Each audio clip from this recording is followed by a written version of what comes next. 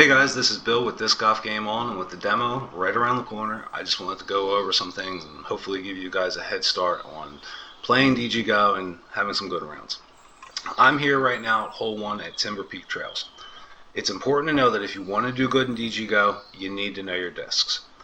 The basket always has the distance right above it. You can also see the distance in the top right corner, but knowing the distance of the basket is key because that's what's going to show you which disc you need to throw with. Now, for every shot, when you're moved, the game auto-selects both a stance and a disc for you. It simply does this just to make it easier, but you don't have to use that disc, and honestly, it's not always the best choice. Especially when you have a basket that's on an incline or a decline, because the game doesn't account for that, so it's up to you to choose the right disc. You can do that by manually selecting a disc. If you want to pop your bag open, that's as easy as pressing the B button. Here are your discs. All you need to do is hover over each disc and it'll show you the disc stats plus the range. Again, we're looking at the basket saying it's 180 feet away, and we're going to want to try and find a disc that pretty much drills that distance. Now, we're not going to be able to because we've already got it. It's the DGGO. And if we were to hover over the DGGO up here, you can see it's showing us a range of 433. That's the max range of this disc. So when the DGGO is in standard, there's 433. It's 433, the value that's up here. Now, when we bring the DGGO down to flick mode, we bring it down to 180, which is right around where we want to be for this shot. So making sure you've got the right disc is important. Understanding the distances, how the disc flies, that's really important as well. You can change any one of these discs by just hovering over it and clicking on it. It's simple enough. You can filter the discs if you need to. And down here is your quick equip bar. Number 1, this section is equipped, or rather reserved, for putters. So you can try and put something else in there, but it's not going to let you. You need to use a putter. So let's go ahead and grab the DGGO. I'll drop that in there.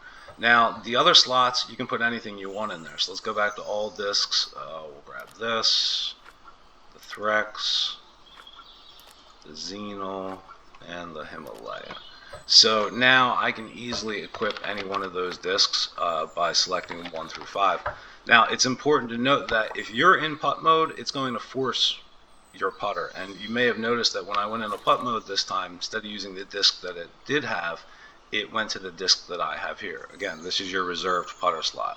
So once you put a putter in there, it's always going to default to that disc. You can't switch to anything else at this point. You can switch to putters, I'm sorry, but you can't switch to any of these other discs unless you were to come out of putt mode. Easy enough, right? So let's go ahead and give this thing a rip. A good thing that you should know about stances is standard and flick are automatic right now, at least for this demo. So what that means is when I click left mouse button, it's going to start the animation to throw this disc. It's going to go back, it's going to go forward. I really just need to worry about the aiming and the tilt. I can tilt the disc by holding down the right mouse button and moving my mouse left or right. I can move it forward and back a little bit, but not too much. So it's really about going left or right. I can reset the disc by pressing the R key. So once I am pretty lined up with my shot, I can go ahead and again just push the left mouse button. And what I'm going to do is tilt this a little bit to the right because I want to have an opportunity to putt here. I don't want to just park it. Right, great.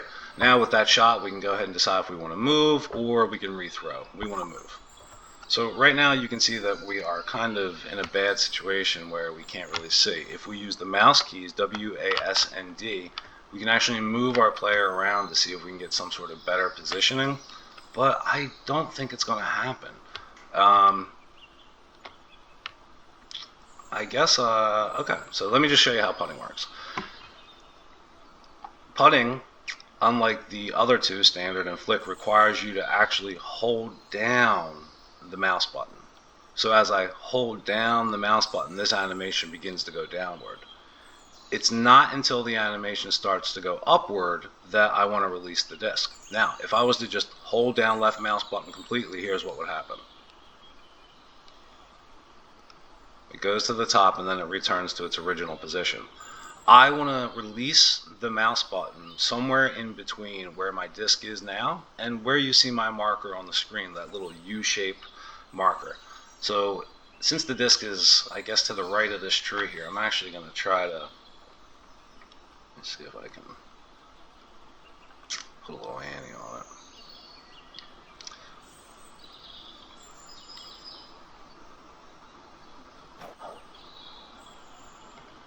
Alright, not my best putt, but me being able to angle the disc gives you a better idea of how that works as well. I'm going to go ahead, I'm going to move to the disc, and this should not be too much. 18 feet away, same deal. Hold it down, hold it down, hold it down, let go.